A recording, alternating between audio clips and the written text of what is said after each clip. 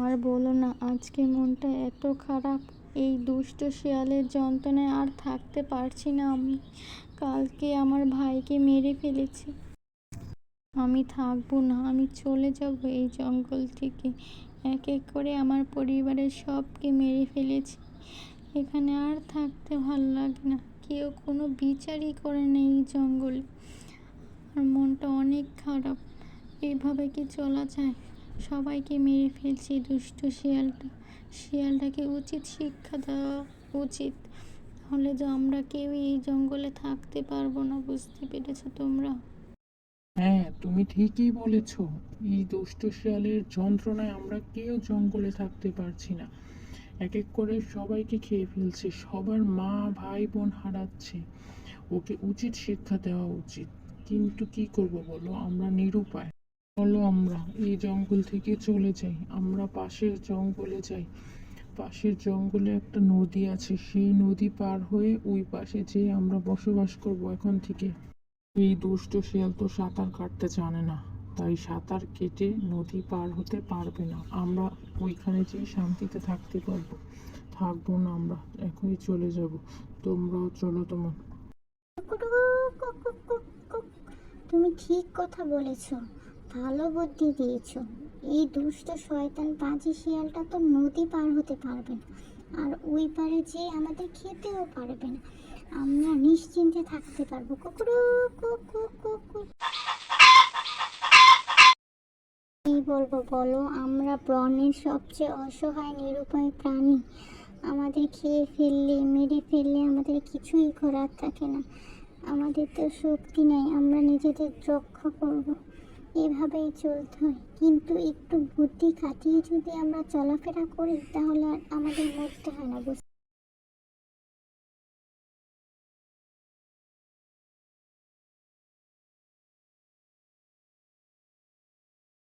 থাক, আমরা এই বনে আরামে থাকতে পারবো। এই দুষ্ট পাজি শিয়ালটা তো সাঁতার জানে না, সাঁতার জানে না, নদী পার হতেও পারবে না, না আমাদের খেতে পারবে।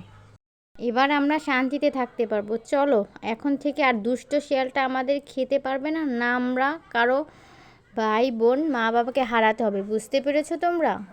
আমরা বুঝি মা বাবা ভাই বোন হারানোর যন্ত্রণা কতটা কষ্টের। আমার বোনকে কালকে খেয়ে ফেলেছি, আমার মনটা অনেক খারাপ। চলো তোমরা জঙ্গলের ভিতরে যাই। অনেকদিন ধরে খাবার পাচ্ছি না, এবার তো মনে হয় না খেয়ে মরতে হবে। এই জঙ্গলে বনে কোথাও কোনো পাখি শিকার করতে পারছি না। পাখি না শিকার করতে পারলে আমি খাবো কি? না খেয়ে তো মরতে হবে। কয়েকটা যাবত না খেয়ে আছি, কিভাবে কি করব কিছুই বুঝতে পারছি না। এই পশু পাখি হাঁস মুরগিগুলো এত চালাক হয়ে গেছে, নদী পার হয়ে বনের ওই পাশে চলে গেছে। এখন আমি তো সাঁতার জানি না, আমি কি করে এই নদী পার হবো কিছুই বুঝতে পারছি না। কি করা যায় কি করা যায় কিছুই বুঝতে পারছি না। আমার মাথায় তো অনেক বুদ্ধি, সবাই বলে আমি অনেক বুদ্ধিমান। ওই যে কুমিরটা তাকিয়ে আছে আমার দিকে, ওকেই না হয় অনুরোধ করি, তুই একটা ভুলভাল বলে ওকে রাজি করাই, তাহলে যদি ওর উপর চড়ে নদীটা পার হয়ে ওই পারে যাওয়া যায়, তাহলে আর চিন্তাই নেই। না, ও আমার দিকে কি করে ফেলিয়ে তাকিয়ে আছে, ওর দিকেই আমি কথা বলি ওর সাথে আগে। ও কুমির ভাই, কুমির ভাই, একটু কি এদিকে আসা যাবে? তোমার সাথে অনেক জরুরি কথা ছিল, একটু আসো না কুমির ভাই। কি হলো শিয়াল পণ্ডিত, এরকম করে আমাকে ডাকছো কেন?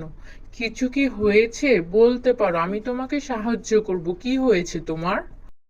শিয়াল ভাই, একটা সমস্যায় পড়েই তোমার কাছে এসেছি। তুমি যদি আমার একটু উপকার করতে অনেক ভালো হতো। কি হয়েছে বলো আমাকে শিয়াল পণ্ডিত, আমি তো বললামই তোমার কোনো সমস্যা হলে বলতে পারো আমাকে। অবশ্য তোমারও লাভ হবে তুমি যদি আমাকে সাহায্য করো। আমাকে একটু এই নদীটা পার করে দাও না। নদীর ওই পারে সব মোরগ হাঁস চলে গেছে। আমি তো সাঁতার কাটতে জানি না। তুমি যদি আমাকে নদীটা পার করে দাও, আমি শিকার করে তোমাকেও খেতে দিব। দাও না কুমির ভাই। ও কুমির ভাই, তুমি না করো না, আমাকে একটু পার করে দাও না। ঠিক আছে, তুমি যখন এত করে বলছো, আবার স্বীকার করে নাকি আমাকেও ভাগ দিবে, তাহলে তো নদীটা পার করে দিতেই পারি তোমাকে। মনে রেখো, আমাকে যদি না দাও তাহলে তোমার খবর আছে, বুঝতে পেরেছো? একটুও চালাকি করতে পারবে না আমার সাথে, মনে থাকবে তোমার? না না কুমির ভাই, কি বলছো? তুমি আমাকে নদী পার করে দিবে, আমাকে উপকার করবে, আর আমি কেন চালাকি করব? এটা কোনো কথা হলো কুমির ভাই? যাই হোক, তুমি এখন আমাকে নদীটা একটু পার করে দাও না। অনেক দিন যাবত না খেয়ে আছি গো, বড্ড খিদে পেয়েছে, একটু পার করে দিবে তুমি আমাকে? কুমির ভাই, তুমি যে আমার কি উপকার করলে সে কথা বলে বোঝাতে পারবো না।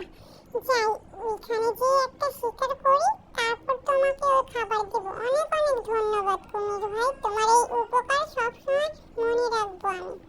তুমি যদি কোনো বিপদে পড়ো অবশ্যই আমাকে স্মরণ করবে, আমি তোমাকে অনেক অনেক সাহায্য করবো কুমির ভাই। এখন আমি চললাম।